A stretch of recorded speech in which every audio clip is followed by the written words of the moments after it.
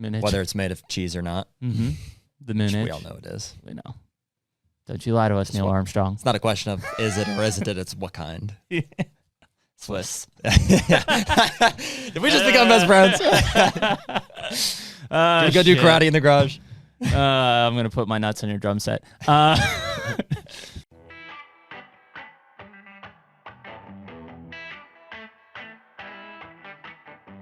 Yeah. And we're back. Clap. Go. Here we go. Hey, episode 32. So I was going to tell you that I was messing around with I've been cleaning out my whole like workspace because or my hunting area space because I've never had one. Like since Margie and I got married. Yeah. My stuff's been like crammed in the office it's always been like extra spare bedroom / office / my hunting 100%. Room. And it's like the size of this table. So finally, when we bought a house in October, I've got a nook that I declared as my own. Yep. And I've been just kind of slowly building up. I got a table. I got some like lighting, apple crates. Yeah, I got some track lighting finally. Very dramatic. And so I was rooting through my stuff. I have a bunch of bins, and I pulled out an old phone scope that I bought for a time that we used to have like spotting scopes and stuff. And I just since we've bought these new binoculars that I like way better, I threw that phone scope on there yesterday, and because it's got that stabilized technology.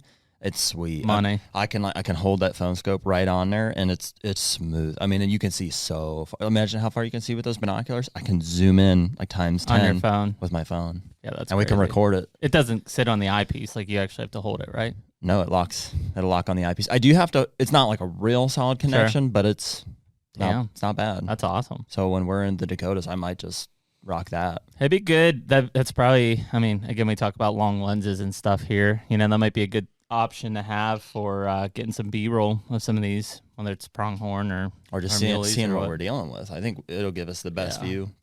We know what we're looking for frame wise, but if we actually want to get nitty gritty detail of like, you know, does it have fours or for sure? Does it have eye guards? That's a whole different ballgame. Yeah, for sure. So it'd be nice. I've got 2 of them actually, so maybe I'll bring them both, and if you want to try one on your phone too. Cutting down, man. We're in the home stretch here to the season opener.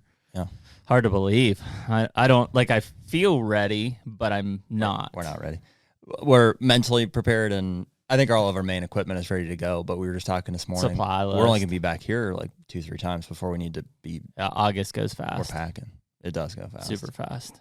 Yeah, it's crazy. And we got stuff. You're going on vacation. Yeah, I'll be in Kentucky this week, and then doing some stuff on the lease down there.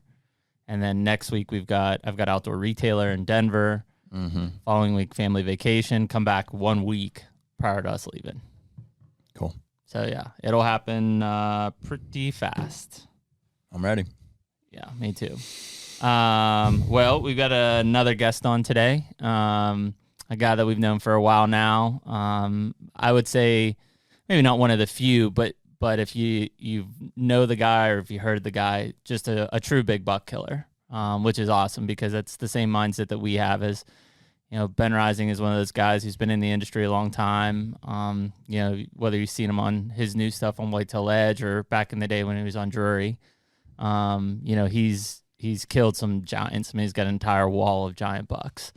And Ben's it's impressive. I remember the first time I saw his wall, I was like, oh. Yes, that's amazing. Quite large. And what's funny about Ben, and we'll get into it with him, is he's a very efficient hunter, right? Like, unlike a lot of guys who, have 90 plus days of hunting in the fall, Ben's a logger by trade.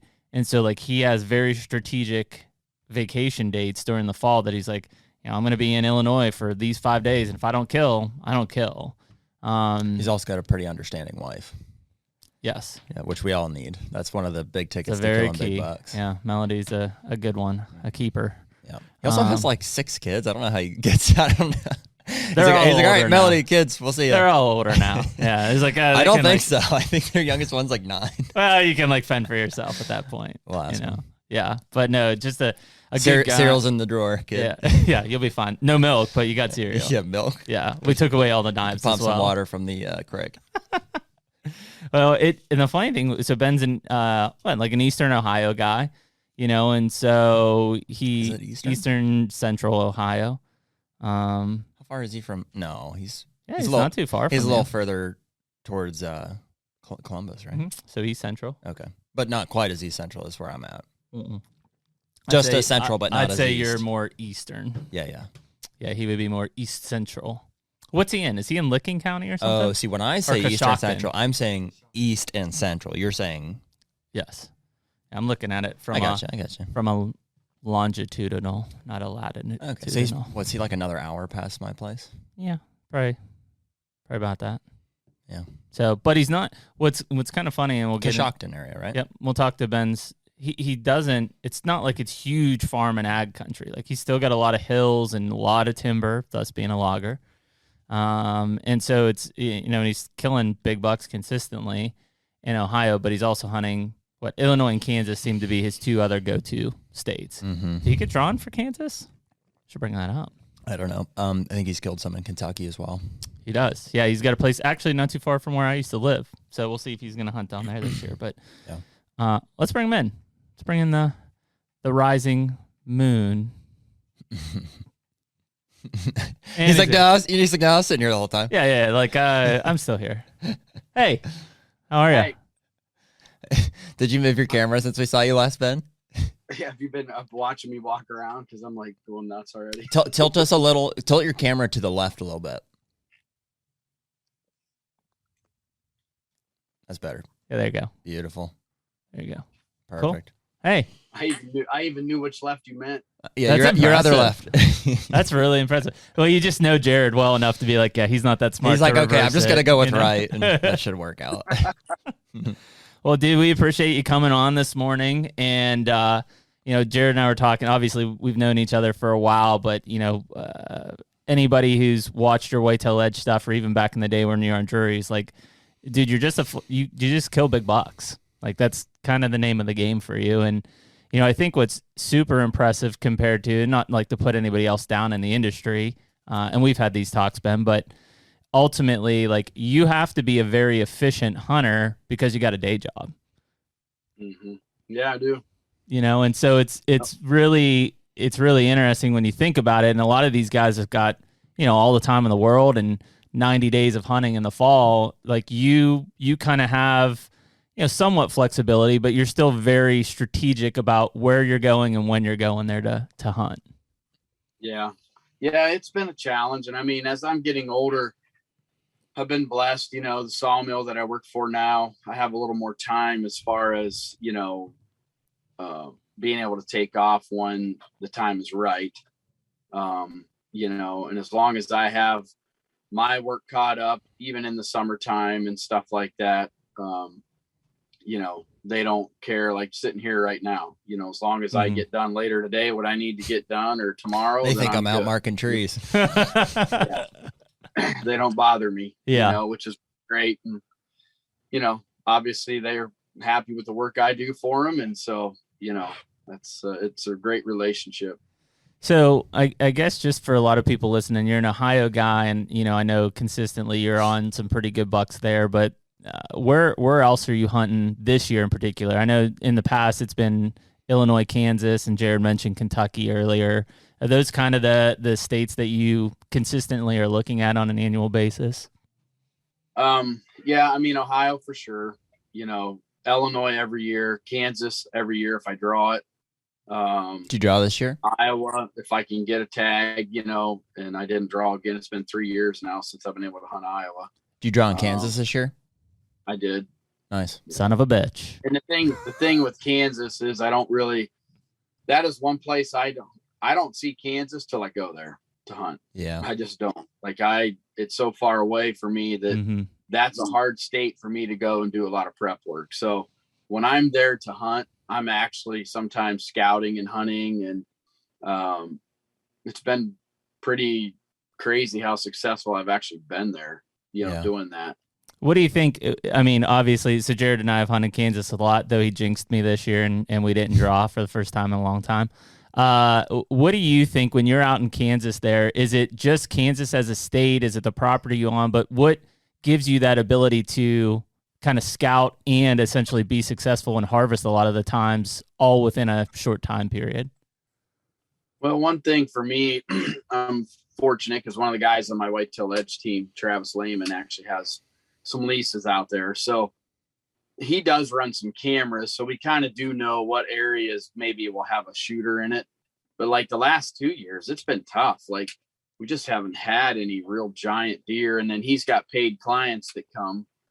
So, you know, obviously those guys are the ones that need to be on the bigger deer that are paying the money. You know what I mean? So me and Travis kind of swap out hunts, and he's never killed anything big here, but you know, I've killed some good deer there. But it's kind of a great relationship. I feel bad because like it's so tough around here in Ohio anymore, bro. I mean, it's ridiculous. Like the age class here is just shot to heck. Yeah. I mean, I used to have so many big deer around here, but it's just tough. But we can get into that later. But I think with Kansas, me having a few properties to be able to bounce on, take advantage of it's that I don't go there till the deer are really moving in the rut. Like I don't try to go kill early season deer there.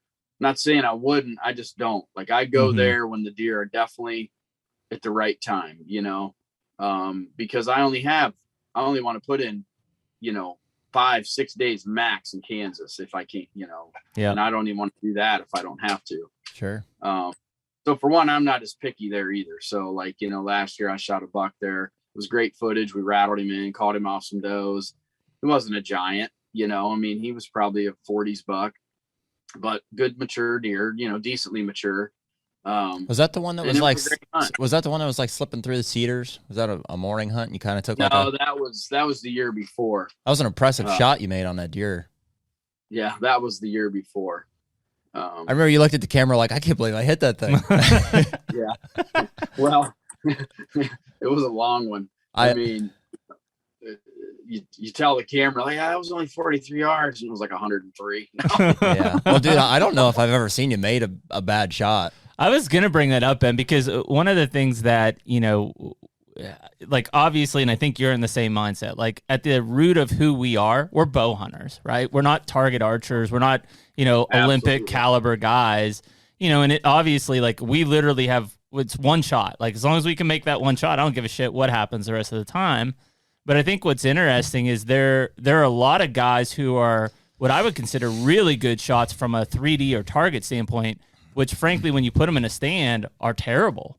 They can't. Yeah. They make horrible shots. They melt. Yeah. Yeah, they melt like butter. Yeah. And I mean, there's a lot of target archers that are really good hunters too. You know. Yeah. But there is a difference between shooting a live animal. But there's also a difference too in the target archer's defense of 25 people watching you live shoot at a target. You know. So I think it's both ways. Like I'm not the best target archer, you know, I mean, I'd like to be, but I have never been a guy that's just been into shooting 3D or going to bow leagues. I've never done it. I mean, I just, you know, I've been in a few just like party contests as far as like, you know, maybe one of our sponsors throwing a get together or like even our Whitetail Edge thing. Like we were one year at Miller's Gun, we were shooting a steel deer. You know, but I don't know what it is. It's something about when it comes right down to that crunch time. Like I remember Rogue had a party a few years ago and they had a black bear set up down the hill and it was like 88 yards and they had all their target archery people they sponsor there. And they all had these big fancy bows, 3 foot long stabilizers. And these guys were all taking shots at this thing. And they had a 50 on the table for whoever could hit it the best could get a 50.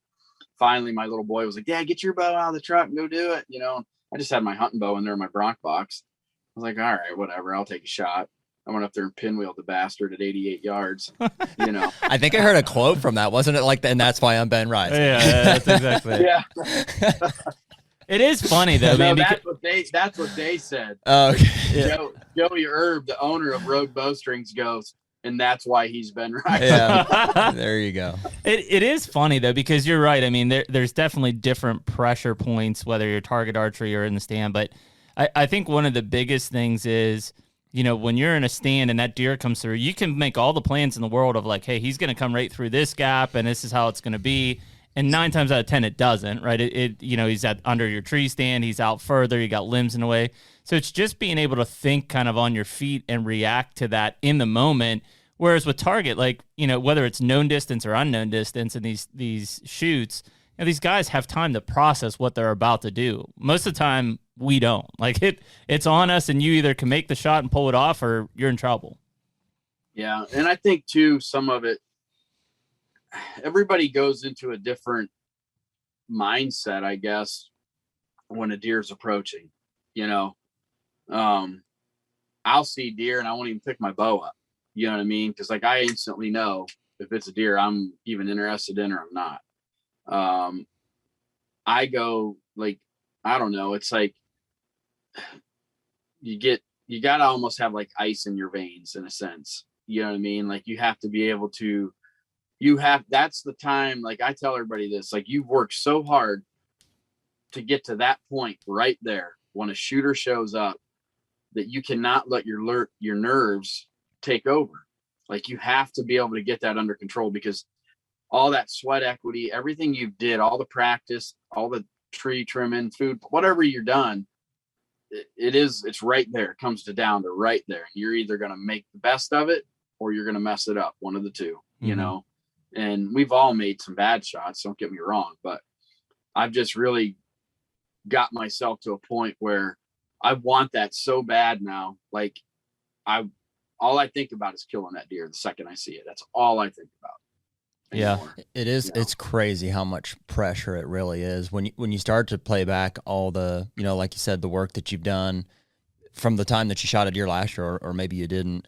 It's something that comes across your table like maybe once, maybe twice in an entire year. And it's like, okay, I have like, from the moment I'm at a full draw, like there's 3 seconds that's going to make or break the rest of my year or my season, unless you're hunting multiple states, you've got more opportunities, obviously, but it's a big deal. Yeah, but it is. It's like the serious, like it's an experience that you just can't get every day, and I mean, I don't care what anybody says. It's like, there is no feeling like a live deer walking in front of you and you're about to try to take its life. Yeah. I mean, and something that deserves a lot of respect.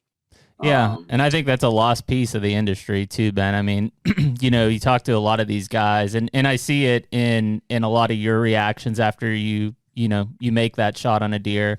There's a lot of guys, unfortunately, that purely look at themselves as entertainers in this industry. And I get really kind of, frankly, just pissed off about it, because like there's so much passion in it from my standpoint, and I think the three of us here, of like how much we put into it, and like when that shot happens, if it happens, like just how meaningful it is to get to that point, and it is the culmination.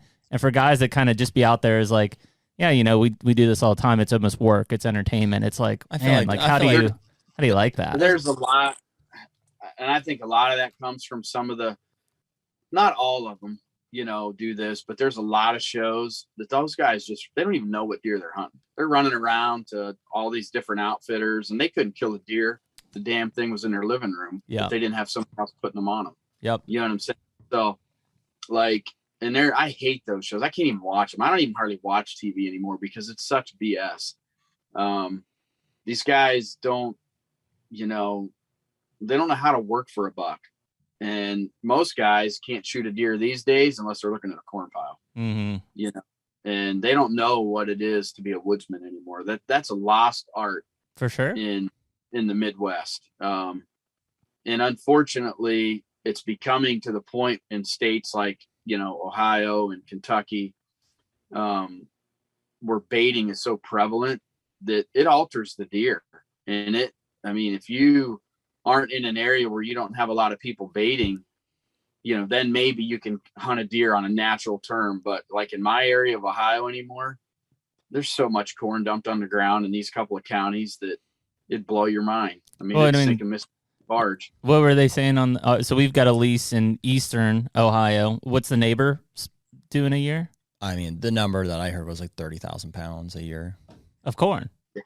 Yeah. It's like the local ag equity guy, ag elevator, he told me that he goes, if you knew what left our elevator in a week's time, starting in like September, he said it would blow your mind. Isn't that crazy?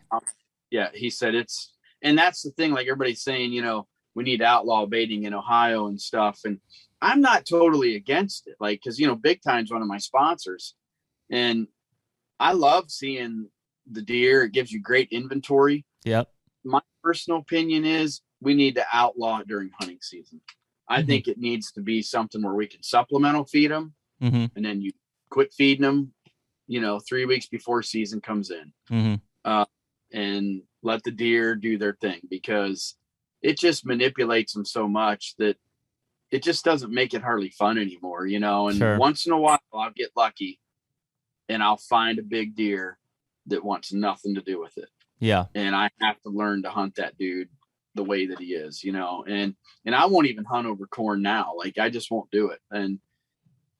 Or big tine or whatever. I mean, I'll use it to like a food plot, like find out what the deer are doing. Yep. And then I track him backwards using Spartan cameras or whatever, figuring out where he's bedding, where he's going after that, where, that kind of stuff.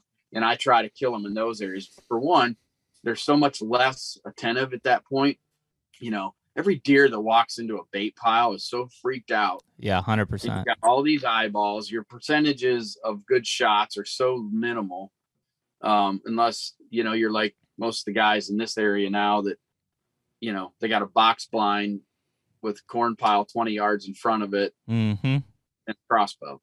Dude, in my experience, hunting a corn pile is like stressful. Like it all seems great until deer show up, and then you're like, I can't do anything. I can't move. Like, they're just all so on edge. They're all trying to get downwind of it, even just does and stuff. Yeah. It's not as enjoyable of a hunt as, I mean, you can't just be exactly like, you can't, like, there's nothing better than sitting on a deer trail or a spot where that buck enters the field or outside of his bedding area, and you see that sucker coming. Yeah. And you're able to stand up, get your bow, get things ready, and anticipate that, he's just kind of feeding through the woods naturally, browsing, taking a leak, working a scrape, whatever, and then getting to you, and it just all unfolds. Yeah. Well, I think it's a good point, Ben. I mean, and frankly, I hunt Ohio, Kentucky, and Kansas, all of which is legal to bait, throughout the year during the hunting season. I've hunted over bait. I've killed one mature buck in my entire life over bait, and that was in late season in Kansas. Other than that, I've never killed a mature buck over bait. Frankly, I think it's tougher. Like that deer, number one is most of these big bucks, like these 5+-year-old mature, they don't want to be around a whole bunch of deer, and think about how much pheromone and scent is around these bait areas, because you've had 15 deer piling in there, and like, they just don't like that stuff. I think in Ohio, Ben, you've probably seen this too, and this is like, it sucks because it correlates with the opening day of gun season.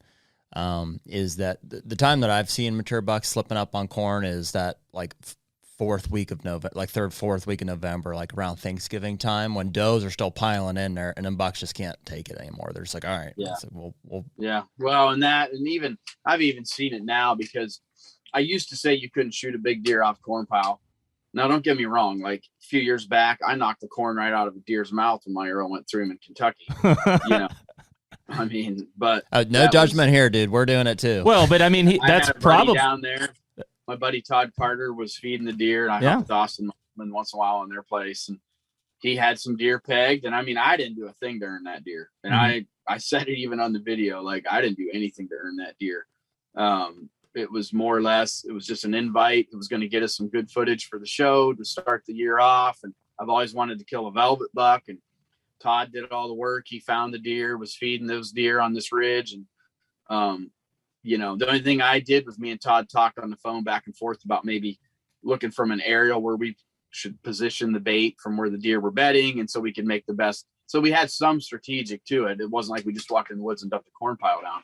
But Todd had the deer coming, and we knew which deer we were after. And he come in, and he was so comfortable with it because of where we were feeding him that he walked right into it. He was standing in it, and I knocked him right out. Well, I think that's probably when if you are hunting over bait, that's probably the best chance to kill mature buck, is that opening week of the season, no pressure, still in Kentucky's case, on a summer pattern, right? Because the more you get into it, especially as these testosterone levels rise, like, again, that big buck doesn't want to be around a bunch of 3-year-olds and stuff. Yeah. And they fed enough different areas on those farms, and they were big enough that, those deer weren't so experienced to having like, I mean, they could feed on the neighbors' corn piles too, but they were so far away that to where like here in Ohio, my parcels of ground, it's amazing. Like I can have a 300-acre lease. No kidding. I can have 300 acres and every parcel that butts into it will have a corn pile 20 feet off my line, if that. That's so wild, man. Frustrating. And it's like you can't grow big ones anymore. I mean, you just can't do it. And you once in a while you get lucky and some will make it by. Very seldom do they get to live past 150. Yep. You know, because like you said, they give up. Like eventually they follow a doe in at the wrong time, or you know, the weather pattern was just right and the guy happened to be in the stand, and you know, he puts his beer down and sails a crossbow bolt through him. Yeah. But I mean, Ben, to your point of like the age class being trashed in some of these states. In fact, you know, I think we're almost getting there in Kansas, which hurts me to say that, but it's just because of the increased pressure. I agree with that. 100%. Yeah. It's getting, and frankly, even though we didn't draw this year, like I look at the number of people that applied and it's through the roof. It's never been like that. And it worries me for the future of that state if they don't just continue to build almost like an Iowa does on a preference point. But you know, when you're talking about like the age class being destroyed in some of these places, it's not necessarily because these guys with corn piles are killing the mature bucks. It's that they're killing them at 2, 3, and maybe 4 if they get to that, but mainly 2 and 3 year olds, so that they never get to 4 and 5. Yeah, used to be. This is what the assumption I've come to now. I used to get so ticked off, like, you know, these guys were shooting 110s and 120s, you know, and I'd be like, man, why can't you just let that deer grow? You know, well now. People are so more people are into passing deer and managing for bigger deer supposedly, but the problem is people have become more efficient hunters, you know, more intel with trail cameras, and you know, now baiting's legal in Ohio and different things like that. Guys have become smarter a little bit, you know, about how to hunt the wind and things. And so now what's happening, it's not so much it's those deer that get to that 135 to 150 range. Those are the deer that are getting taken out because they just can't pass those ones up. To where like before, those guys would tromp through the woods, sit down, 110, 120 would walk by, they waylay it, they's out of the woods for the rest of the year. Yep.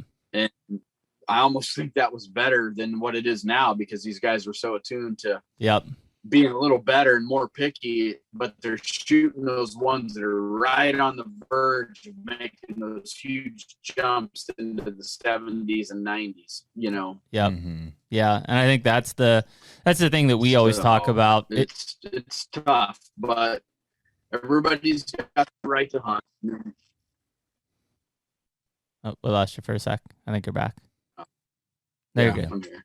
I think you're right there, Ben, in that, you know, when you look at, first of all, it also comes back to the fact that most of these guys who are shooting the 130s, the 150s, like when they see a 150, they're like, man, that's a giant. Like they've just have never experienced bucks that big.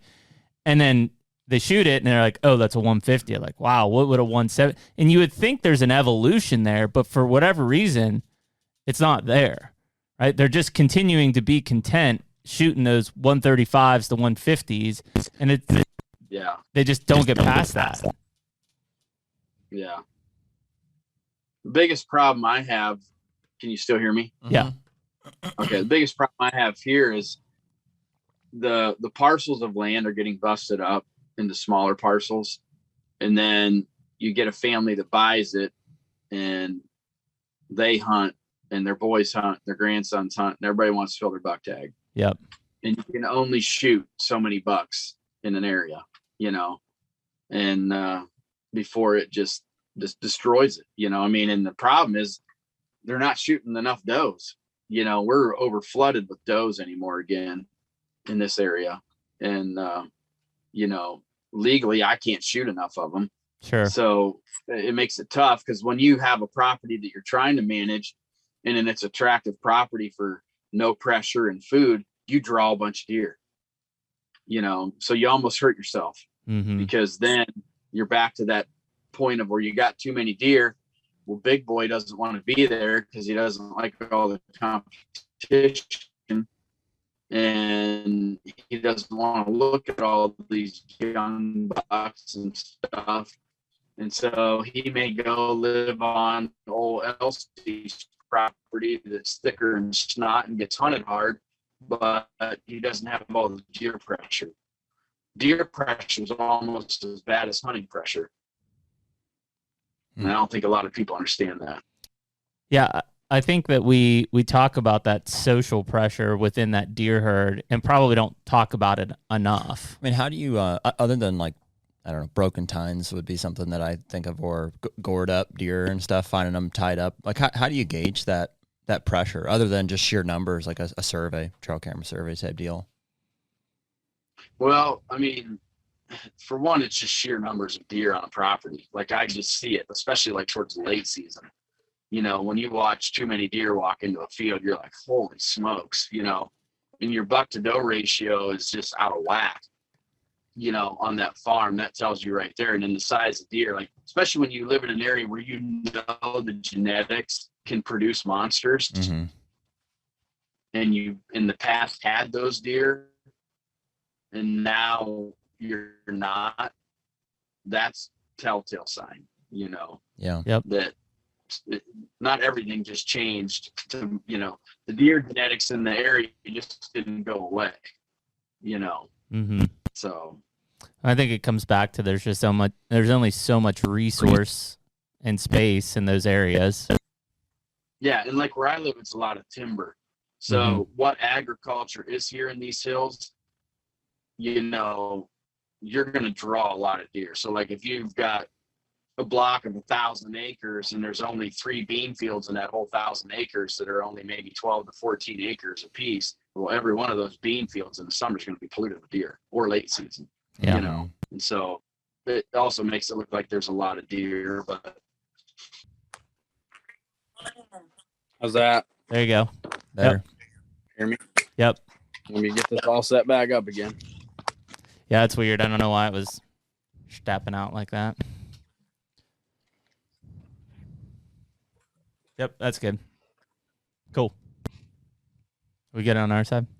Recording? Okay. One more time to your left. You're telling your head. Too far. There you go. Get them fat sausage fingers hitting buttons. It's the logger fingers. Logger fingers. Yeah. It's too much salt. There you go. That looks good. It's like a tick. is that better? Yeah, that's good. Good. Still Yeah, that's crooked? that's perfect. Cool. What were we talking about? The social pressure aspect of things, and basically how to gauge that. So Ben was saying that, like, obviously watching these deer come into the field in the late season, I think that's a great point. I don't know, but I mean, at least where I'm at, it seems like our density of deer in the late season is much different than it is any other time of the year, just because we've got a lot of good food sources. Yeah, which is the idea. You know, you want to have, that's the idea of, you know, us planting food plots and, you know, drawing those deer. But it does happen to where if you're in a high deer density area, you draw so many deer that, you know, but that's the one time a year I have seen where a big buck will put up with that pressure because he's too hungry. Me too. You know, and he needs to eat. And if the source is there, going to eat, he just will go bed a different spot. He'll walk a long way for food. Yeah. Dude, last year there was this, I think he was, I don't know, 4 or 5 last year was this buck that I watched get up and walk out of a thicket on a cell cam. And like 15 minutes later, I had him about a mile away at the food source. And so he just got up, walked down the hill, and like, I don't know, fast walk or trotted all the way to this food source, like on the other side of the farm, which I thought was pretty crazy. Oh, yeah. Yeah, I mean, that's one thing too. Like, that's a good way to kill a big deer like that is if you can figure out where he's coming from, you can kill him way before he gets to the food and in between the other deer and him. Yeah. You know, you slide in, and sometimes it's the only deer you'll see, but he's the right one. Yeah. Well, and that's just like stuff where you say, you know, like you talk about like every year, you know, how I seem to get it done. And I mean, last year was a tough year. I still killed 2 good bucks, but you know, typically I kill 3 or 4. But I think a lot of people just don't understand deer, you know, and there's something, you know, that I've talked about that I think just some people have it. They have an understanding and some don't and it's just like my mom always told me my gift was this kind of stuff, you know, whether it was trapping, fishing, hunting. I just learned to understand that kind of stuff at a very, very young age. It was weird, you know? Well, dude, I've taken a lot of like what you've talked to us about over the years and applied. I think it makes too much sense not to. Some of the things that I like that you've said is that, and you've heard me say this before, maybe you know it was from Ben, but they're just goats living in the woods. Like we give them maybe too much credit sometimes by naming them and, you know, just getting just all crazy thinking about while it is fun to think about the strategy, it's like, man, it's just a goat living in the woods and he can smell real good, but he wants to eat and he wants to breed. You just got to like figure out how to get in between all of that. And the other thing is, I don't know if this was you or not, but we use this a lot is like getting specific on deer. So I really dislike statements about like, well, deer are doing this, or, you know, when the weather's doing this, deer are doing this. It's like, forget about that. Like what is this deer doing? And how do you just get close? How do you get within 30 yards of this deer in the woods specifically? Yeah. I mean, that's true. And that's, I have said that. I mean, they're just a goat with horns, you know, with big cracks, and they got to do the same thing. They're just ultimate survivors, you know. They have the ultimate sense of survival and learning. They know their area like not like you know, it's just like you walking into your house. I use this scenario a lot. Like you can't enter their house and do anything different without them knowing it. It's not going to happen.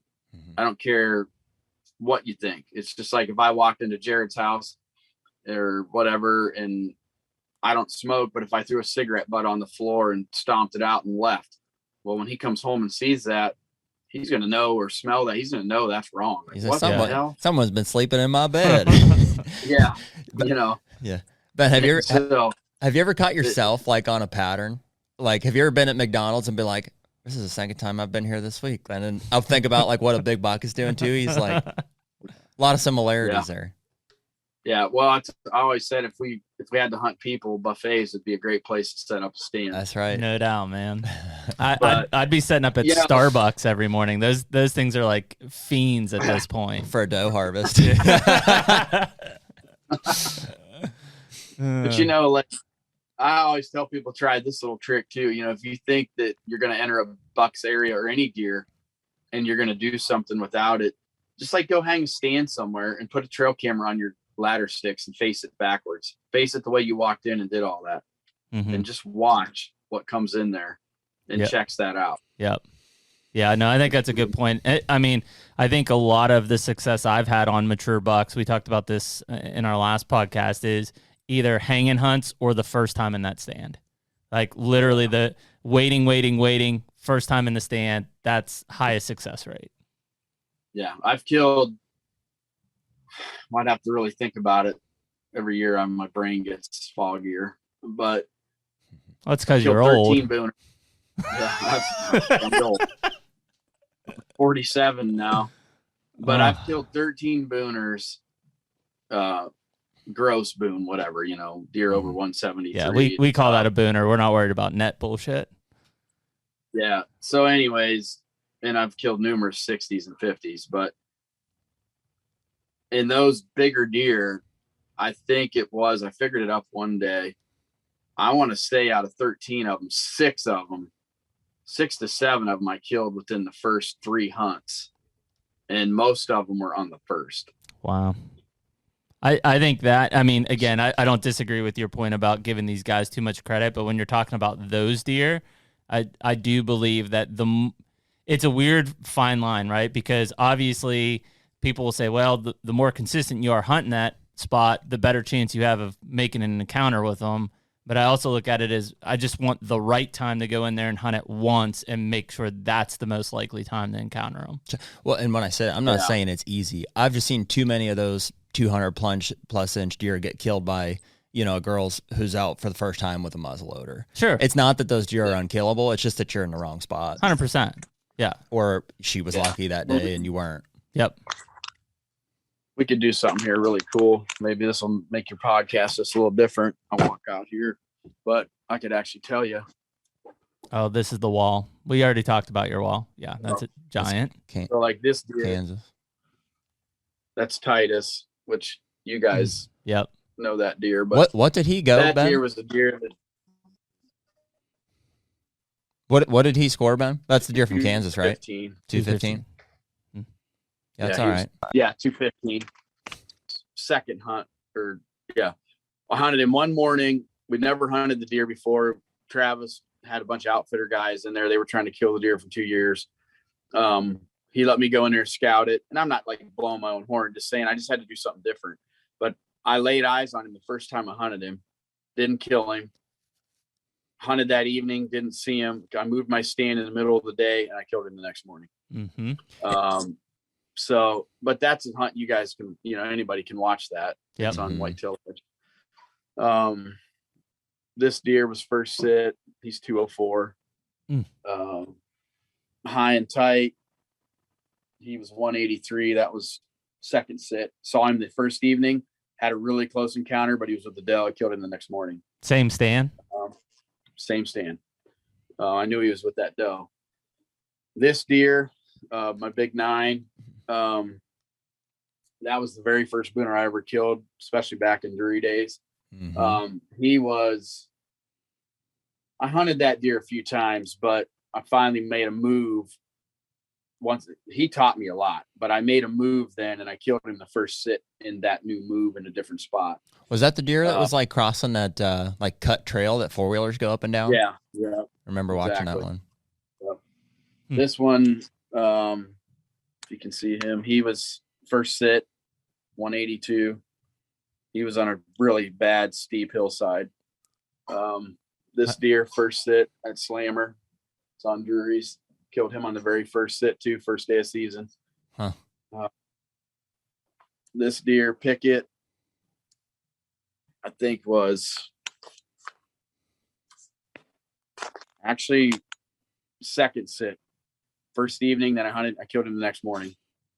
And none of these were in corn. None of them were on bait. This deer was Iowa. We killed him first sit out of that tree. Killed him. Saw him one morning, 3 days later, killed him when I got the right wind to hunt that spot. So maybe more of them were more first sitters than I thought. I think there's something to it, man. I mean, again, like we know how much presence, and I'm not saying like, first of all, the earlier in the season, the harder, right? Because you're sweating, it's hot, but if you can go in and scout a spot, I'm not saying just like walk in and hang it, right? Like know where you want to be. But when the time is right, then go in and make your move. And I love hanging hunts for that reason. And be fresh in that spot. And yeah, I mean, I've killed a lot of bucks for probably it was a 3 or 4 year stretch there, especially here in Pennsylvania. I hunted either the 23rd, 24th, or 25th of October, and it was the first sit on one of those days, and I killed my buck on one of those days. And all were over 5 years old. Yeah. I tell everybody, hunt smarter, not harder. That's it. Just really, I mean, it's, do your intel, know where the deer are at.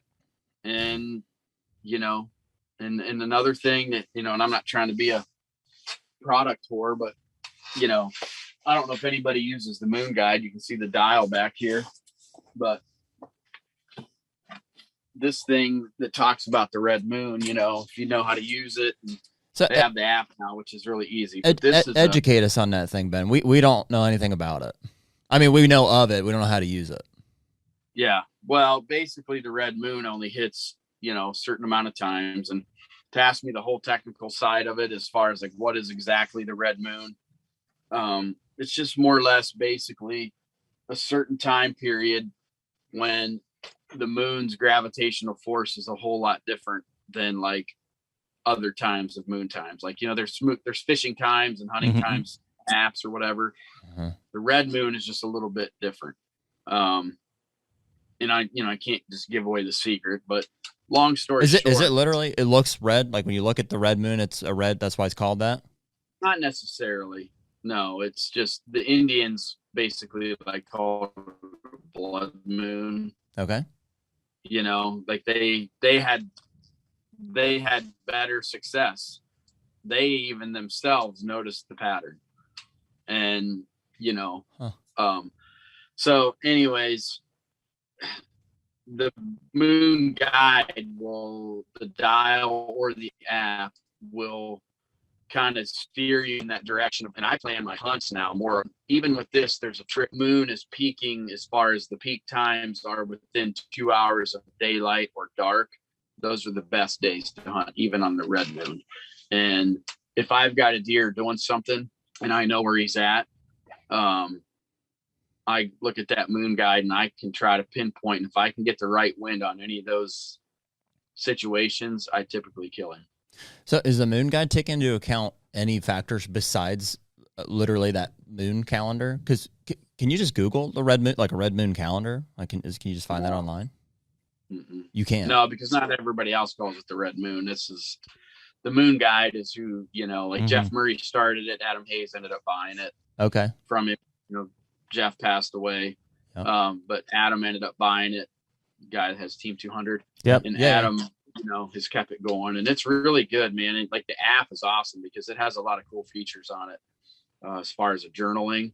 And in that journal, you can mark down, like when you got a picture of a specific buck, you can download the picture to it, and then it'll tell you everything, barometer, wind, everything that was on that day.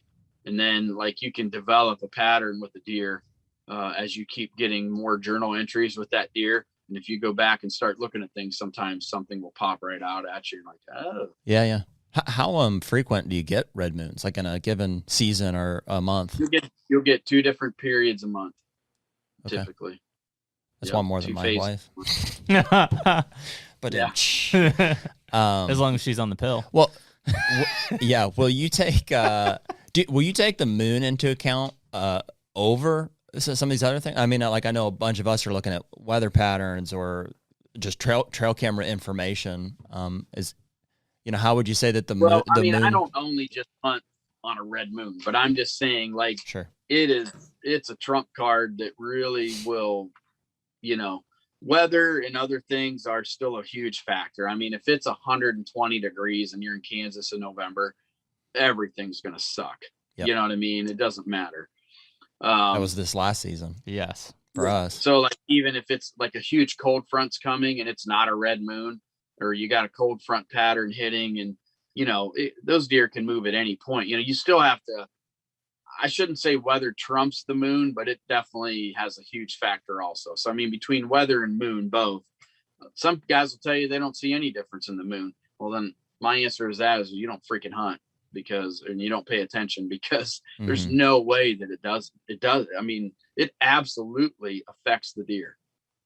Yeah. Absolutely 100% affects the deer. And, and it's not always just the red, but the moon period, we're kind of, it's been like a side project for us to try to get to the bottom of it. Well, I mean, just from my background and in the biology side, like I tend to lean on science a lot, and so there has been some studies around this thing, and frankly, they just haven't seen any patterns. Now, what I assume they haven't looked at is, the red moon in particular versus moon cycles in general, right? Because I think what they've looked at is just like, hey, here's all the moon cycles, waning crescent, blah, blah, blah, blah, full new moons. So, there's been 2 or 3 of them now. We've talked to some deer biologists from Wisconsin, Mississippi, and Pennsylvania did it too. So all 3 of those guys have done deer studies as far as like just basically buck movement associated with the moon, and their findings. And see, Ben, I'm coming for observationally. Like, it was also my opinion, maybe not from a rut standpoint, but from like from a feeding movement, pattern, like day to nighttime movement. I would have said, it seems like there's some correlation.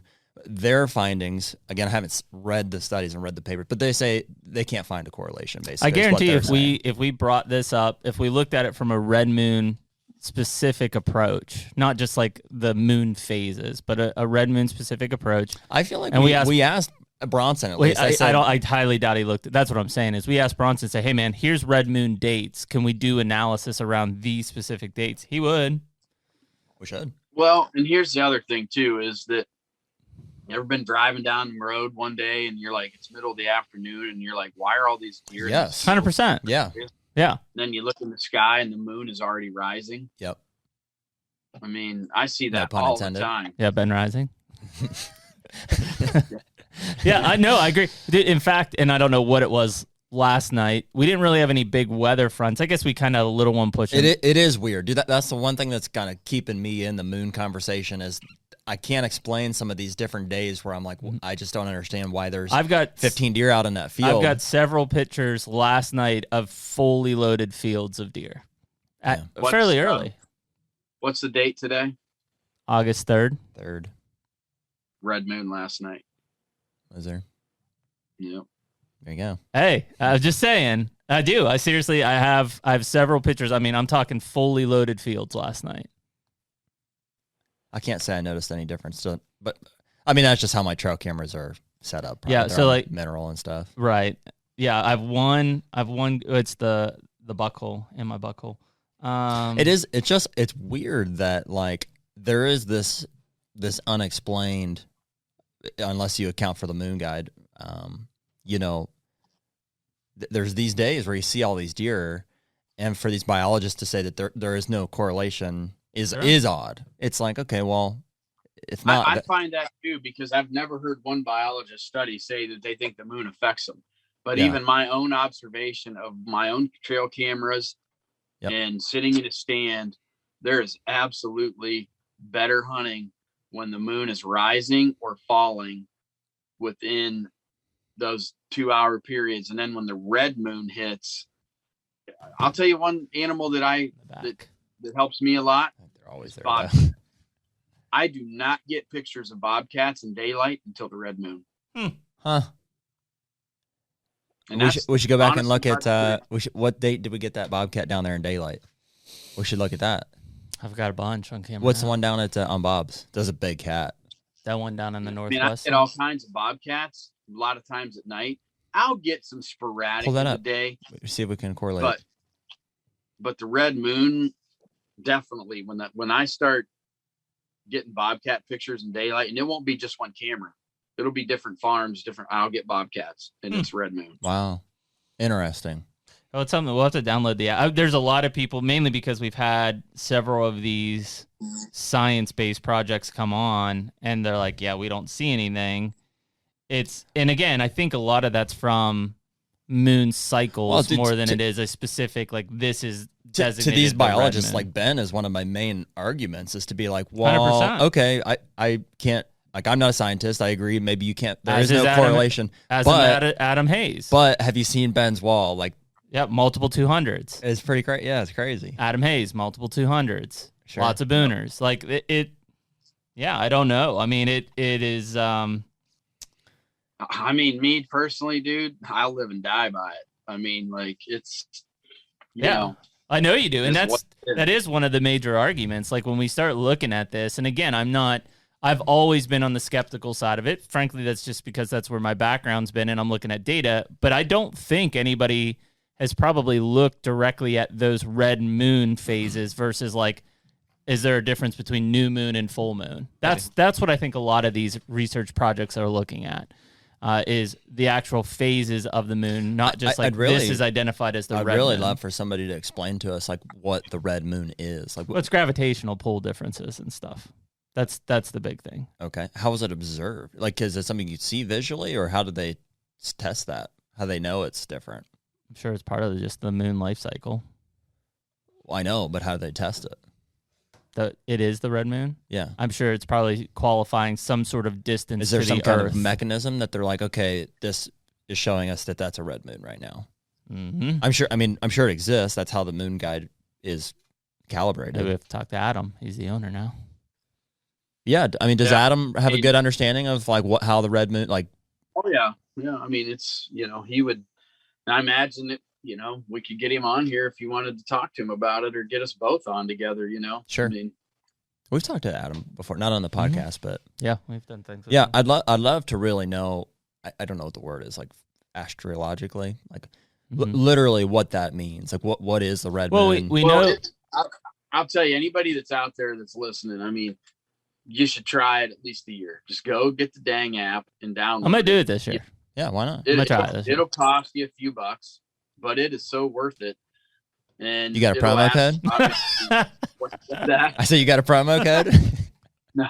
Well, no, I don't actually, but there is a thing in there where you say, where do you hear about it? And you have to click on, and obviously we'll give you credit. All right, Whitetail Edge, Ben Rising. But there was a program just this weekend that we advertised that if you bought one moon guide, one dial, you got one free. He does run a lot of deals like that, but it's not super expensive. I can't remember. I think the app's like, is it $24 for the year, maybe something like that? I'll look at it. I'm gonna download it right now. I think it'd be interesting to see a couple things. Number one, if we're hunting in correlation with that, and a lot of that just, I don't know if I'll necessarily change my hunting strategy, but if we are hunting in correlation in that, and then the other one is looking at trail camera data, which we've got all over the place. I think it'd be a fun test for this year if we apply our current strategies or observations around weather, trail camera information and stuff. Because I think, Ben, is it fair to say that like you've been doing it for long enough that there may be some observational bias in that you're already trying to hunt by the red moon and we're not. Yeah, I mean, and I don't always hunt by it, but I can just tell you so let's, for an example, Did you find that bobcat picture? No. I'm just downloading the moon guide now. Okay. I have a lot, so I know July 31st was a red moon too. And then into the first few days of August. But I got a picture of a deer the other night on a farm that I thought I pretty much knew every deer on it. Second night of the red moon, I get a daylight picture an hour before dark, hour and a half, of a deer I've never seen before. And he was a smoker. And I'm like, look at that. All right. And I got that stuff. And that same day, I got a bobcat in the same plot. Wow. So it's just weird, how that. It would really be hard to convince me that it has no bearing. Sure. Here, I want to do a test. So this buck over at, Jed Colwell. Yeah. Right. We got some cameras running over at Jed's, and I got a pretty nice buck showed up only one time, and it was broad daylight, which I think he was probably bedded right on this hillside. Can you check your red moon guide on June 28th? Well, I guess you said July 1st was a full red moon. So what does that mean? That was July 31st. I don't know. 7th. I don't know if the dial I got here will go back that far. 7/28 is the date I'm looking at. 7/28 or 6/28? 7/28. Oh, so that was right before. A week ago. I think the 31st started it. Well, I think it was. So it's typically. It's a slimer. See, this dial doesn't have July, but it starts it in August. So a red moon is typically 1, 2, 3, 4, 5, 6 days typically. So the last 3 days that I have on here were August 1st, 2nd, and 3rd. So today's the last day of the red moon. So it would have been the 28th. 20th, 30th, and 29th. So it would have been like the day before the red moon started or right there. So it's a 6-day cycle. So twice a month, you've got a 6-day cycle. 6 days. Interesting. There's 30. Some days it's 5, some days it's 6. It just depends, but it's an average, There's 31 days in a month. 30 of them are the red moon. You're gonna see your chances are pretty good.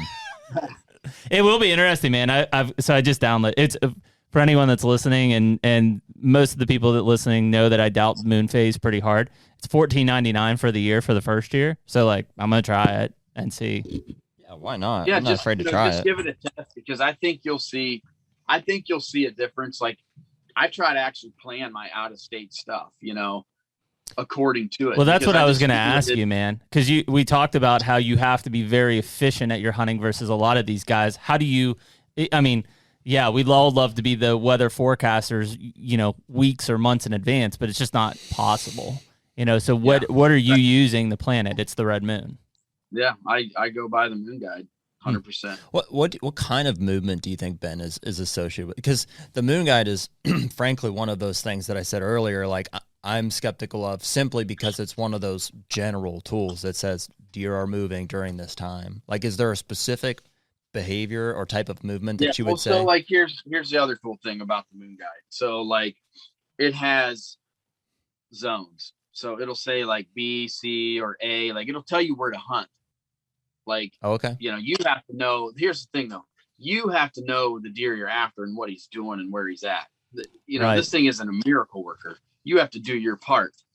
But so, like, just for instance, let's go back here to like if you were able to hunt in August, and let's go to the beginning here, like yesterday, Jeremy. I can like some crop tags. Texted him yesterday. Well, we'll go to Sunday, which was the 1st of August. It was a red moon. Peak time for the red moon was 7:41 a.m. Okay. Minor time was 8:03 p.m. in the evening. The morning hunt, it said to hunt area B or C. So area B, transition zone, and C, bedding area. So coming back from feed to bed. Zone A in the evening, which zone A is going to be a food source. Field edges, that's where they're going to show up. So can you explain major? Is it major versus minor times? What's the difference? Well, like it just has kind of the red colored dial, or the red numbers will be the peak. Like it'll say these are your, like right here, more accurate time specific hunting location are available when using the Moon Guide app. So you can get that off the app.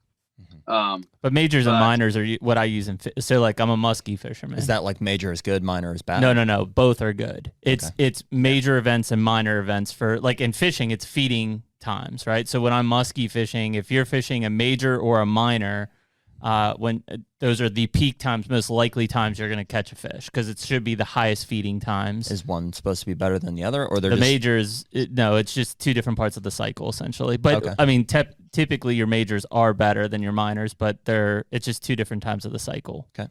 Yeah. Both being good. Okay. Yeah. When you get those days, like, and even like if it's just it's not even a red moon, but it's November and it's cold, frosty morning, and the moon is still in the sky when you're in your stand and it breaks daylight, and that moon starts to fall, during the morning hours. Those are magical mornings, and then if that aligns with the red moon at the same time, holy smokes. Dude, I want to believe, I do want to believe it. It wouldn't take me but one booner killed on a red moon day, and I'd be like, yep, it's definitely real. Well, yeah, I mean, I'm sure there's historical data somewhere. I'd love to go back and look at some of these deer that I have killed, because I am. Are we able to look back at all? Can I look at one from 2019? Just go look at Adam's website, or like his. Did you download the thing? I've got the app. Look at September 29th of 2019. That's when I shot that velvet buck last year, and he daylighted the day before too. Where was that? September 29th. Oh, in 2019. Ohio? Yeah. Was it Fuzzy Somerville? Wuzzy right there. I'm gonna sneeze. Bless you. Damn it. I'm gonna pee here pretty soon. Okay. It's coming. Let me see if I can go back. When was it? September 29th. Of 19? Yes. September of 2019.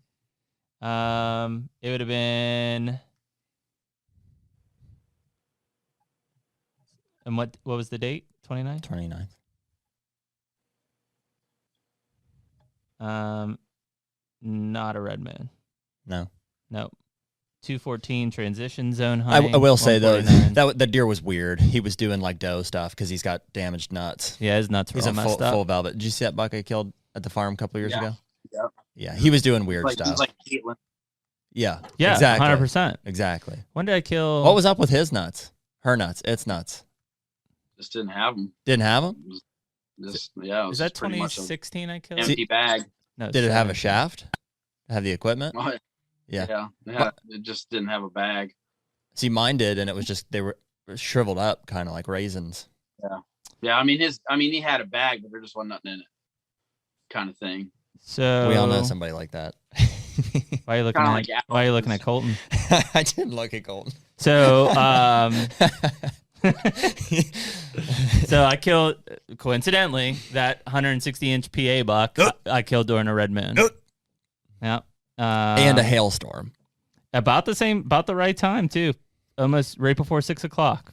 Dude, see, that's a cool example of like an overlap though, because I've heard of deer and I've seen a lot of deer get killed right after those intense weather events. Like once it dies down, you've got like an hour before total darkness, it's like I was in the fetal position during that storm in the tree stand, and then when it passed, I killed him. That's when Steve killed Super 8.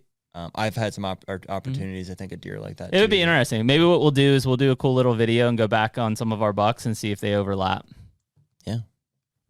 I assume you've done that already, been on a lot of your past That's all hunts. He only hunts red moon. So have you gone back and been like, yep, it was a red moon. Go figure. Yeah. No, I mean, I don't just hunt red moons, but sure, just saying that a lot of my out-of-state kills are red moon kills. Well, that is interesting there, Ben, because I think that obviously I think the three of us are pretty fortunate in flexibility of schedule to hunt, although we still have jobs and families and things to do. For a lot of guys, like they're planning a week vacation. That's all they got, and I think historically, and just the way that I was raised is like, first 2 weeks of November, just like be in the stand.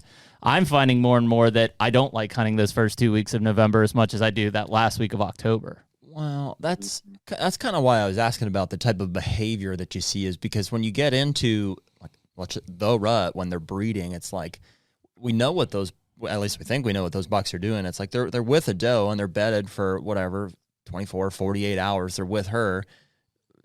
Science or experience would tell us after that time, the deer's going to get up and go find another one. And I don't think it's the red moon necessarily that's telling them to do that. Maybe it's correlated, or maybe we get some kind of daylight movement associated with that. But the red moon is not telling him to get up and go find another doe because he's done with the one he's with. Mm-hmm. No. I mean, when the rut's in, the rut's in. I mean, nothing is going to stop them from breeding. Just like hot weather, though, can turn a lot of it to nighttime. Yeah. They're going to be a little less running around rampant, using all their energy when it's super hot, but, I'm just telling you, it's one of my tricks, everybody's, and again, I mean, there's a lot of deer managers out there, a lot of guys that get paid lots of money to tell you what to do with your property. And, their wall don't look like my wall. And, so I don't know, No, I think that's fair, man. We don't mean to grill you on it. There's a lot of controversy around it, and we're super interested. So just trying to learn. The interesting thing about this month, at least, is in it, because it tails end on July, is that according to the app, there in our area here, there'll actually be 3 appearances of the red moon in August. These first 3 days, which today is the last day of, then the 13th to the 17th, and the 27th to the 31st, which actually trickles into the 1st of September. So it'll be interesting. Yeah, it starts seeing and again, it's cool. I think this is a cool piece here, Ben, in that like it tells you today at 9:20 this morning, if you've got, observational eyes and bedding areas, that's where you're most likely to see them. Mm-hmm. Can I make a quick comment about Adam? I know Adam's a friend of yours, and we've had nothing but good interactions with him too. I think it is funny and somewhat unfortunate that he called his show Team 200, because he set the bar so high. Because every deer you kill that's not 200, which is inevitable. Like you're gonna. All I could say is that's not 200. Yeah.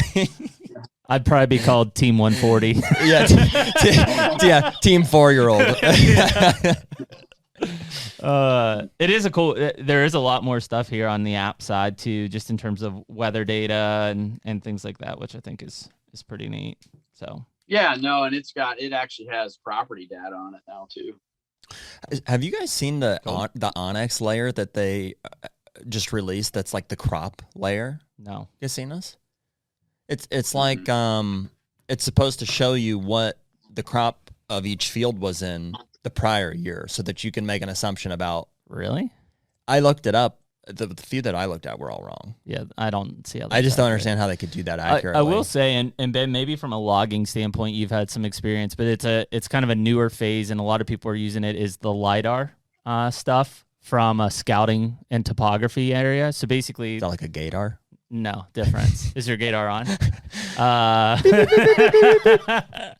No, basically what it does is, so like, let's say you're in some pretty extreme topography. It'll pick out those areas that are like flat spots with, like, from a topographical map, you would never know that it's a small flat possible like bedding area or something like that. And so what they're using is they're using this Lidar to go into these big steep terrain areas, you know, where they've got clear cuts and stuff, and all of a sudden you see like this flat spot on the top of a knob, like next to a clear cut. And it kind of does what we do, which is like, let's go in and scout these areas. How's it different from just topo lines? Because in a topo line, you're looking for a bigger change or shift in that topographical feature, where this might be like literally a 20 by 20 area that's flat. It can identify that from these surveys. It's a fairly expensive. There's a couple guys that I've seen that are offering it. Somebody brought it up when we were talking to Steve Shirk, because they're like, well, you know, I know how Steve likes to hunt, you know, in these big timber areas. Like, this could help out a lot to be like, that's probably a bedding area. This is probably a bedding area in bigger timber, which frankly, we all kind of hunt in one way or the other. So that's one thing that I wanted to look at from a scouting perspective of getting into is, you know, I'm a big map reader as it is, you know, and I think to Ben's point, you know, that's one of the lost woodsman skills, is being able to read a map and like understand that area and then get boots on the ground and then start looking for sign and stuff. And I still love that aspect of this thing. I've got a question for you, Ben, about, I guess how far are you, do you know how far you are from my farm in Ohio? Oh, it'd be hour and 20 probably. Hour and 20, like straight west? Yeah, pretty much. Okay. So yeah, you're Jefferson County, right? I'm right on the line between Columbiana and Carroll. Oh, that's right. You're Kensington. Yes. Yeah. 5 minutes from Jed, actually. Yeah. So I mean, it's I could be there in an hour and 15. Okay. Probably, or 20. But I remember driving out to your place, like it feels a little bit more like wilderness, kind of where you're at. It seems like there's bigger, more denser chunks of ground, at least from my specific area, because we're whatever to the southeast, I guess it would be, there's pretty solid blocks of timber, and we're kind of more like ag pasture, like right on the. You're more up in that ag cattle country. Yeah. Yep. In fact, it used to be a bunch of cattle country, and I got into, there was a DVD a while back, and kind of a school of thought from those guys like Infault and all those guys were kind of talking. It was Hill Country Bucks, is that DVD I remember I was that referring to, and they were talking a lot about finding these bucks bedded on like the military crest essentially, and using that upper third as a rule of thumb kind of for like deer travel. And I really bought into that for, I don't know, a year, and I did a lot of scouting based on that and stuff. And over the 5, 6, 7 years of hunting my farm, it really seems that these mature bucks, like 4-year-old and older bucks, I rarely get a sighting of them outside of a ditch or a low point. It really seems like they use these low points to just, I assume, catch all the wind as they're, traveling through them. Is that something that you've seen? Is it kind of the same out where you're at? Yeah, I mean, ridge tops are good. They have their place. The ridge tops, Ben, that I've seen be good are essentially hogbacks that come up out of ditches. Yeah. But a lot of these big deer will be in those rougher spots. And I think there's some truth to that whole, third up the hill or whatever. If there's a bench that they can lay on or travel, they like to be a little bit below that. But, deer like to use contour. I mean, that's just how it is. If he can, and especially a bigger deer, he's going to be a little more concealed most of the time than your just average deer walking around. Yeah. So I mean, like, after watching that video, were you able to put any correlation with what they were talking about on your farm? I mean, did you find that there was a lot of truth? Or? Yeah. So I went out and I walked the whole upper third of a bunch of these ridges and stuff. And I did find beds, and some that I assume were buck beds, and there was sign and stuff. So I was like, it's confirmed. Like, it seems to be the case. But the more I hunt those types of areas and I monitor them, like, I just always run into or kill or bump big bucks out of the bottoms. Just seems to be where I'm seeing that them. Seems to be where we probably differ. Yeah, they're low. I tend to hunt high. Like that's just has been where I found a lot of my bucks, and that's just where I've been in to those deer and experienced them, or been able to get in between where they're bedding and maybe they're feeding low or they're heading low, but I'm hunting high or higher up on an intercept there. Yeah. Did we lose him? Yeah, that's good. Let's move into that. I could almost probably take a leak right here, and you never even know I was doing it. Go for it. We just did it. Yeah, I can hear something. Does anybody hear running water? Yeah, you don't put it all the way in the Gatorade bottle. Yeah, let's talk Illinois then. You want to do that? Yeah. Okay. What were we talking about? I forgot. Moons. Still? No, we were talking about topography, hunt high, hunt low type of thing. Did he freeze up again? Oh, he's good. Okay. I do want to know Ben's opinion though. So yeah, Ben, I think kind of where we lost you was I did go out. I confirmed a bunch of what I was reading about and hearing about as far as bedding and stuff. But as far as actual, mature buck sightings, we've bumped them out of there. We've killed some out of there. It really seems to be in those ditches in the low areas. Mm-hmm. Yeah, I would have to agree with that. I'm going to say, like, hunting some of the areas that I hunt that are like that, just like where I killed that big buck last year that was working at scrape. He was in a bottom. He was bedded on the hillside, but a little bit came down to the bottom. They just like to travel that stuff. I mean, I've kicked them out of some of the nastiest, steepest inclined ravines, especially in the summer walking timber. They're down in there where it's cool, laying in those nasty, like you wouldn't think of deer.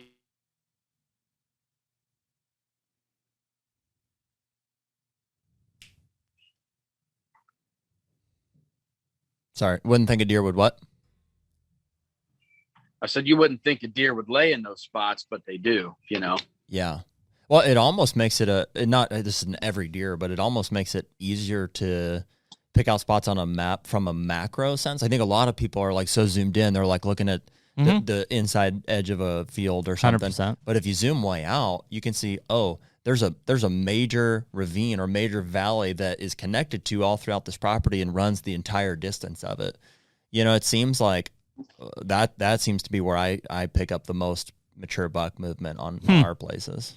And do you think that movement as far as not that they're necessarily always bedded in there, right, but they're just cruising and using those terrain features, which that makes sense. Yep. And I've had some real good luck hunting the hogbacks that jet up out of them. So it's a long ditch, and then all of a sudden it'll split, and right in the middle there's a ridge that jumps. That's where I killed Spaniard off. And that's typically what I'm looking at from hunting, but I'm thinking it from them bedding high, coming low, and I'm trying to intercept them. I do think that's the case, at least in some cases. Like it seems like on my place they kind of bed. I don't know. They're either bed low or they're starting high and then staging low, and then ultimately working back up to the next food source, wherever that is. Yeah, makes sense. Well, Ben, one thing that Jared and I are kind of excited about this year, unfortunately we didn't draw Kansas, mainly Jared's fault, is that we are hunting Southern Illinois this year for the first time. Yeah. So we've got places, Shawnee National Forest. Yep, in and around Shawnee. Gotcha. That's a good area. Yep. So we've got a Union County and a Pulaski County lease down there, and different. We like the Pulaski one better. Yeah. Just we were out there a week ago, and we were out there to shed hunt too, and just from driving around and walking a few different pieces of ground out there, it just seemed like there was a lot more habitat in Pulaski, and we saw some big bucks out there. It was more it was more ag and like blocks of timber based in Pulaski, whereas it was more kind of, big woods, rolling terrain in the Union, which is up on Shawnee, heading towards the Mississippi River. Yeah. Yeah, Shawnee's a lot of wooded stuff, big country and some of that. Mm-hmm. Absolutely. Did you guys find that lease on your own, or was it through a leasing network? We use Basecamp on those. Yep. Yeah, and a lot of it was just strategic in that we knew if we could get a couple pieces, frankly, it was more for one of Jared's buddies and my dad to have access to some easier places to hunt, that Jared and I don't mind using those leases as access to these big public pieces that are pretty hard to navigate or get to if you don't have a private entryway into them. Yeah. It's kind of a bizarre deal. Like down in Pulaski County, where I think looks a little better. what is it, Cypress National Wildlife Refuge or something. And so it kind of feels like Louisiana or something. It's a bunch of flooded timber, big swamps. Yeah, big swamp. That's what I was joking with Jeremy. It's like, it seems like that's where the term swamp donkey probably originated from. Yeah. And but the DNR is real prevalent down there. Like there's government buildings like everywhere, and there's really good access to like all of it. But there's, I mean, at least in the summer, there's nobody there. Like we were in all these different parking spots, and there was like one car the entire time we come across. I'm sure they get a little influx now that you're telling everybody, but okay. Well, nobody listens to this, so we don't care. Well, I've heard otherwise. Yeah, we'll get like 1,000 views. That'd be great. I've heard otherwise. I mean, I've heard that, especially come whatever it is. I think gun season is probably when they pour into those big fields and just sit on corners and but I just don't think it is so thick down there, and there's so much country that there's just no way that they're killing. And when I'm talking, I mean, if you've been out there, Ben, like there's some chunks of impenetrable wilderness, just several hundred acres that's like you can't walk through, can't get in it. Yeah, there's no way. Yeah, I mean, the deer can get old. And I have a buddy that lives down there, and I mean, he sends me pictures of some of the biggest deer you ever see. Yeah, awesome. They're down. Well, I mean, you're literally at the head in the southern part. You're at the head of the Mississippi and the Ohio. You're within 20 minutes of both rivers. So you've got fertile soil through there. There's tons of ag right now, of which the moment it comes down, you're left with these 100 to 300 acre blocks of timber, and then hundreds and hundreds of acres of field around them. So it's you may so give strange. Up. You truthfully might give up Kansas once you start seeing what lives in get out of here. Get out of here. He's just trying to get that age class up there and get us out of there. He's just trying to get me out of Kansas. Yeah. No, it is funny though, because it is so, well, one, it is so different than Kansas. It still feels very remote, which is what I love about Kansas. Like, I feel like you can get into parts of that state and it's like nobody exists. Yes. Is there anybody alive around there? Yeah, there's just nothing. And I think that's why you still see some of these big bucks, is because they're able to get to the age. But, the one thing that worries me about an Illinois over a Kansas or an Iowa is like it's over the counter, right? Like, I can just go buy my tag. Yeah. I don't know though, dude. That's kind of like illegalizing drugs and stuff. Like, it just makes people want them. You mean in like Kansas and Iowa? Yeah, because you can't get it. Yeah, Illinois has always been over the counter, so people are just like, yeah, that's cool. Yeah, you can go to Illinois. Mm-hmm. Certainly, it's gotten some publicity around Pike County. What part of the state are you hunting, Ben, in Illinois? I hunt kind of like mid-central, up in there. Yeah, gotcha. Any tips, Ben, for like that? Sometimes up in the north. I got a lease too, but say again, Jared. Any tips for like that time of year? We're going out just standard, like second week in November. We're going to spend 7, 8, 9 days there, and we've never hunted Illinois. So any pointers? Well, it's a lot like it's just good hardwood timber. It'll be a lot like your area that you live, or I mean, where your farm is in Ohio. I just do a lot of so I won't kill anything. Well, I mean, I think it's good if you've do some observatory sits at first. Sometimes, like if you've got a few days to hunt. Yep. But I mean, if you got cameras there, you're going to know what's going on too. But I like to get into a spot where I can see a whole lot, especially on a new place. If I can see a whole big area. Do you got any ag on your lease? Oh yeah. Yeah. So like if you can get into a spot that you can really watch and see what the deer are doing and how they're doing it, that's a huge, like sometimes a good day spent doing that is better than a day just busting in trying to hunt somewhere. Mm-hmm. Okay. Yeah. I mean, I think it's, it is interesting because I think it goes back to our point of these guys who are really liking to kill the 130s, the 150 type range, is we hear a lot of guys saying, man, you'll just see a ton of bucks in that 120, 130, 140 range. And we did, but we also saw several bucks, 150, 160s, just glass and bean fields a week ago. And I have to believe that a lot of these guys are just, and it is, I don't blame them. Like, it's hard to pass a 145, 150 inch deer, but that's what they're out there for. And they're not waiting for a 160, 170, which is what I'd love to be able to do. Yeah. Yeah. So, or they just don't not Agreed. a score deer. Dude, this is what we're talking with, who did we have on yesterday? Tom James. We're talking to Tom James yesterday about people's perception of for the age, the size, and the behavior of deer. And my theory is that like less than 10% of that is accurate. Yeah. You know, you start listening to people talking about, oh, I saw a big deer, or they were doing this, they were doing that. You got to just be super selective on who you listen to about that kind of thing. 100%. Yeah. Yeah.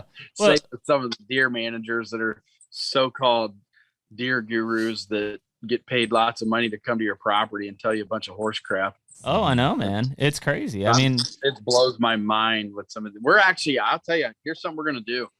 We're actually getting ready. Whitetail Edge is going to offer that service because I'm so like fed up with that whole thing of watching what these guys are doing and taking tons of money from these people. That we're actually going to start. I'm going to start offering the service of Whitetail Edge certified properties and things like that.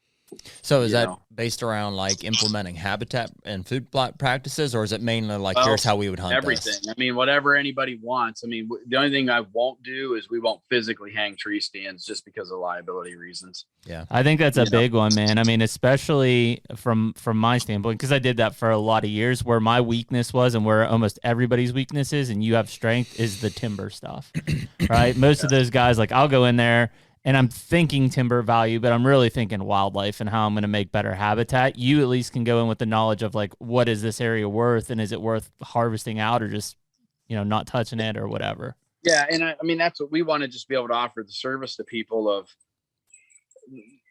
giving them a good rundown of how to kill deer. Cause not everybody can afford to do food plots, and not everybody even owns the ground. Yeah. Mm-hmm. So, I mean, we're willing to do stuff for people that will, not even own it. Like it's maybe something that they just need help learning how to hunt this spot. They can't really do that's a majority of people. That. I bet that's a majority of people, but I bet a majority of big mature bucks get killed on properties not owned by the hunter, whether it's a lease or permission. Or we're going to try to tier it in a few different ways. And there's a few strategic guys on the team that I feel would be, if it's something I can't go do myself or don't have the time, we've got a few guys that I feel that can really help people, and the cost is going to be, I think, the attractive part to some people, as to what we'll offer for what, we can do for them. And I mean, I figured it up, and this is no lie. I figured it up here not too long ago. And in my career of outfitting and doing hanging stands for other people and doing things, I've been the death of 78 deer over 170. Holy cow. Of like just people that have killed stands out of stuff where I've hung the stands for them, or, told them how to hunt them, and, just that kind of stuff. And I mean, I didn't kill all those obviously, but I'm just saying, I think sometimes there's a big difference between hunting those kind of deer and just having a farm with food plots on it. Yeah. So, and that's where I think we want to offer that little bit of knowledge that maybe can take it to the next level for some guys that are things that aren't as hard as like what maybe some of these deer managers like to try to make you feel that it is. And you need their service to do a lot of stuff, I think that's number one, there's a shitload of information out there that's confusing to most people. And really at the end of the day, they can read it and be like, well, that's not even applicable to my property. And then number two is I think from a hands-on perspective of having somebody like see and lay eyes on it. I mean, I know plenty of guys that are successful, including myself, that like even with a Jared to get a second set of eyes on is huge and a benefit because I've been having blinders on that property, Yeah. And that's what happens. I'm even guilty of getting blinders at times. Like you get so in tune to doing something and you're like, wait, maybe I just need to rethink all of this, And that's hard. It's harder than it sounds. It's funny how it is. Funny how you kind of have some like aha moments on the.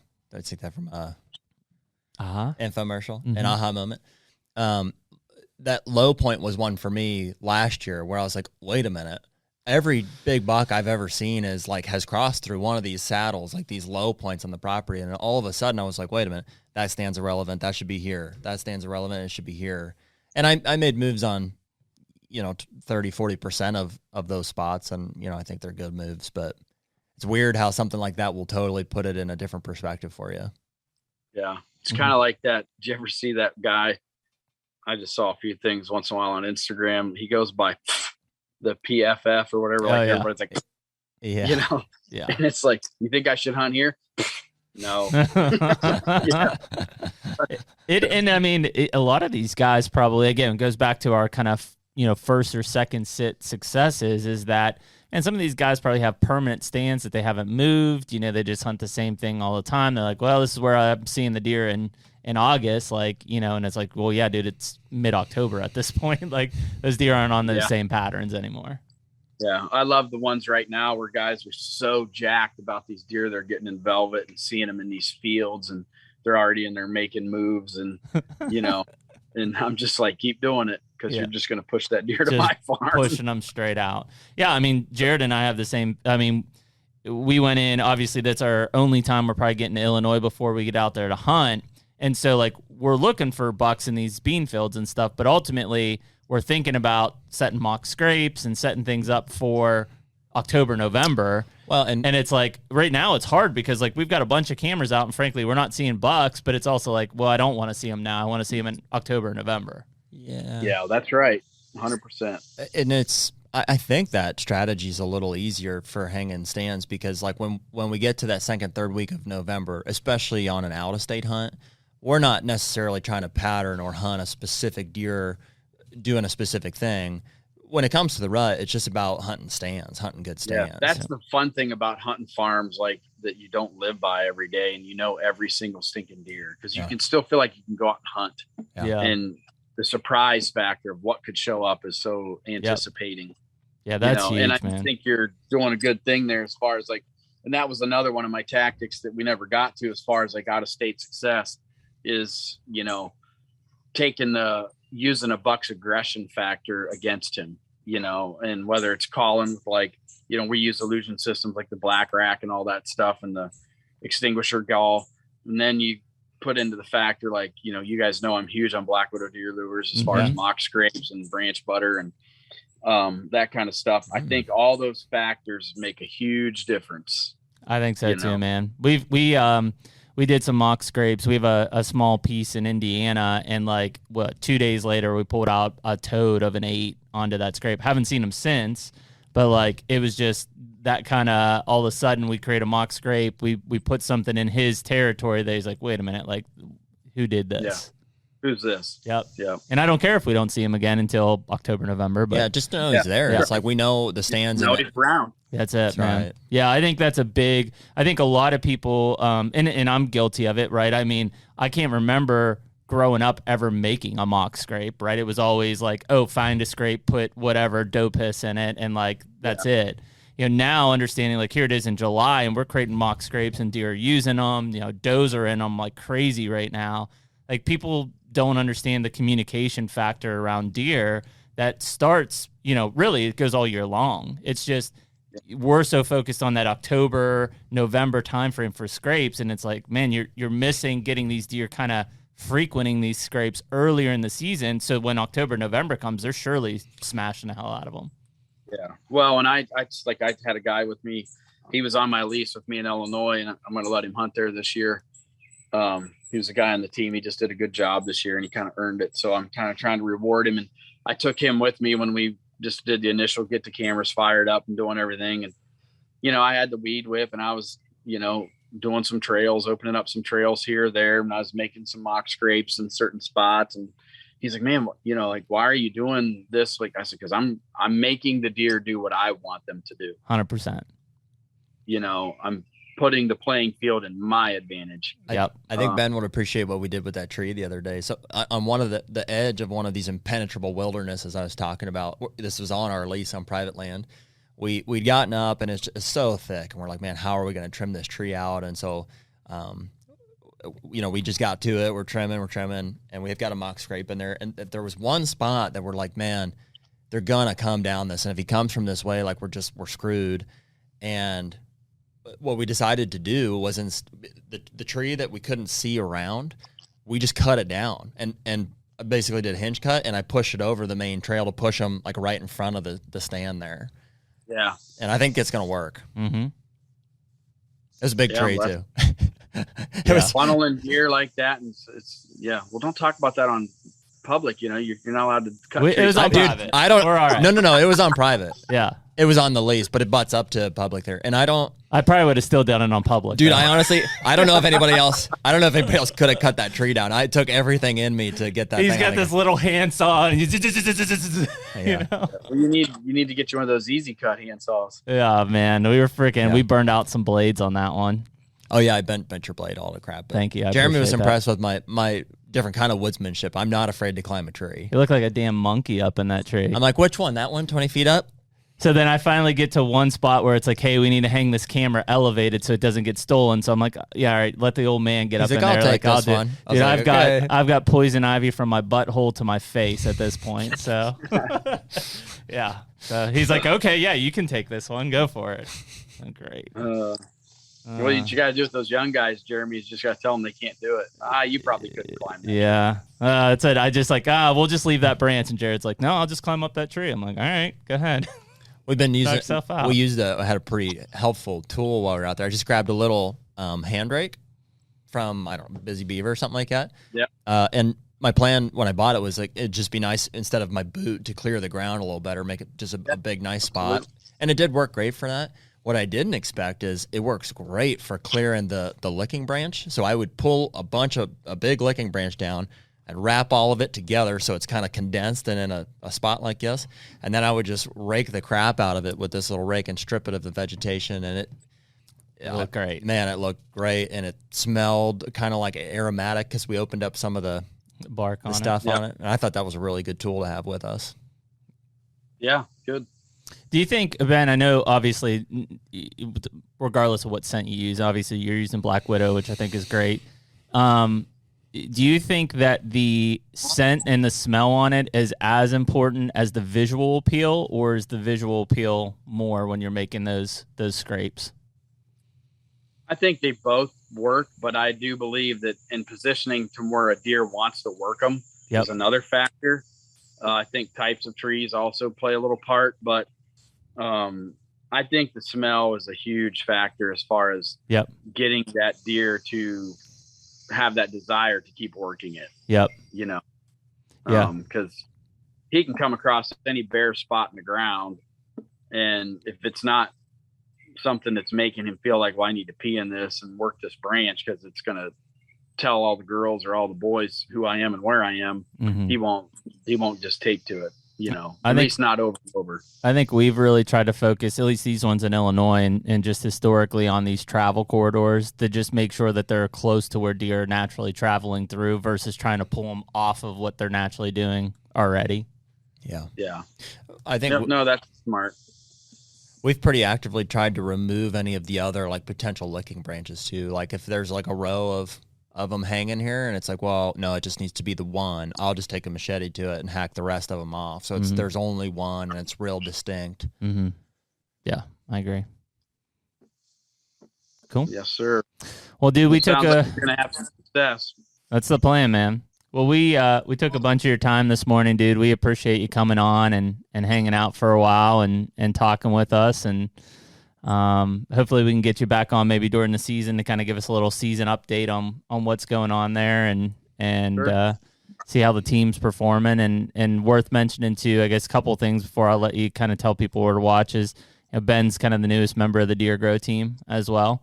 So we've got the Whitetail Edge team on with Deer Grow this year and excited to have those guys on and using the products too. And Ben, there's a bunch of places I know people are going to be able to get your content here. Obviously on YouTube, Mossy Oak Go as well. Yep. Mossy Oak Go, Carbon TV. Yep. And our website. Cool. Awesome. Yep. And you got a bunch of apparel and stuff on the website as well? Yeah, well, we're updating that right now. So we've got a bunch of new shirts, but right now everything goes through Spur Brand, but we're going to actually switch that back to where to shop for Whitetail Edge stuff. It'll actually go through the whitetailedge.com site. Cool. And, but we've got a bunch of stuff that we're taking to Deer Asik this weekend. Oh, that's right. I forgot that to sell weekend. There. So we'll be Cool. And then are episodes dropping now, or have you released everything for 2021? Oh, yeah. Okay. Yep. No, it's already, I think we're on episode 4 or 5 right now that's already being out. So cool. Well, good deal, man. Well, drop today. We appreciate you coming on, and like I said, let's rope you back in mid-season and try to get you back on to give us an update of how everything's rolling. Okay, sounds good, guys.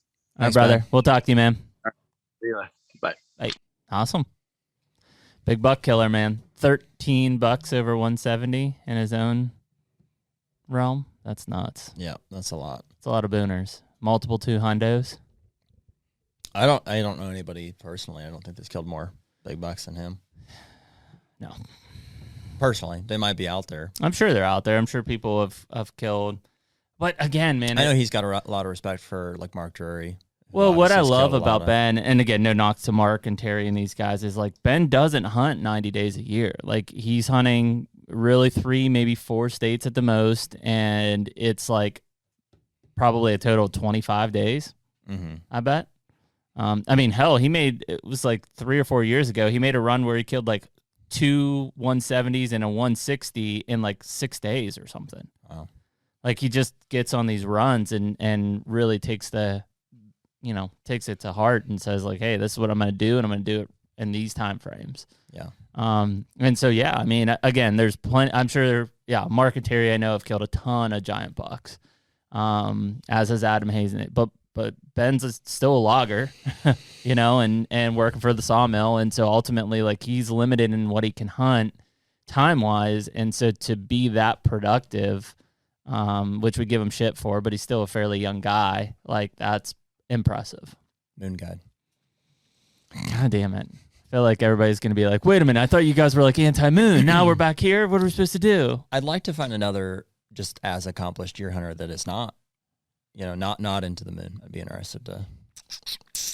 It's a weird one, man. Mark and Terry, maybe. Dude, I would assume Mark and Terry are not moon guys. I don't know. I mean, They came out with that DeerCast app. I don't know if it accounts. It probably does. It accounts for some kind of some sort of moon side of it. Moonage. Whether it's made of cheese or not. Mm-hmm. The moonage. We all know it is. We know. Don't you lie to us, Neil Armstrong. It's not a question of is it or isn't it. It's what kind. Swiss. Did we just become best friends? Can we go do karate in the garage? I'm going to put my nuts on your drum set. Well, we appreciate everybody listening to this episode of HUNTR Podcast, episode 32. Talking mule deer this afternoon with Jason. We are. I don't know how to pronounce his last name. Bilobo. Yeah, that sounds right. I think the cool thing, just in case anybody's listening, number one is we appreciate the support. So if you're watching this on YouTube, maybe give us a subscribe. If you're listening to us on Apple Podcasts, you can be part of the We Love You Guys or We Hate You Guys group. Or Spotify. That's where I'm at. Or Spotify. Yeah. So just make sure you give us a good review on that. Or not. Or not. Yeah. Whatever you want. Just give us an honest review. Love us or hate us. It is what it is. But I think, so what you guys are going to hear coming out over the next few weeks is we're trying to stack some of these podcasts, and we've got some really good guests lined up. But obviously getting closer to hunting season and stuff like that, we just, schedules are getting busy. So we're going to keep making sure you guys have a podcast every week. And we're just going to keep laying them up until the point we get to the Dakotas, and through we'll the be here time soon, man. Today's the 3rd. Mm-hmm. Less than a month we'll be mule deer hunting. Yep. So we've got Jason today. We've got Mountaintop and Hunt Chef next week. We've got Sean Luchtel from Heartland Bowhunter coming up. So we've got some really good guys in the hopper here coming through on a podcast standpoint. But again, we just appreciate everybody listening, and glad to share some of our stories. You'll be able to check out some of our semi-live stuff here coming out more frequently. At some point, we're going to try to hit you with some throwback hunts as well on a content angle. Check out some of Ben's stuff in the meantime on Mossy Oak or sure, YouTube. Man. They've got. They kill a lot of big deer on film. Some killer hunts, and just from an informational, educational side, some of Ben's strategies that he lays out in those videos probably get overlooked, but they're gold. Yeah, beyond the moon. Yes. So cool. Well, we appreciate you listening, and we'll catch you on the next one. Later. Take me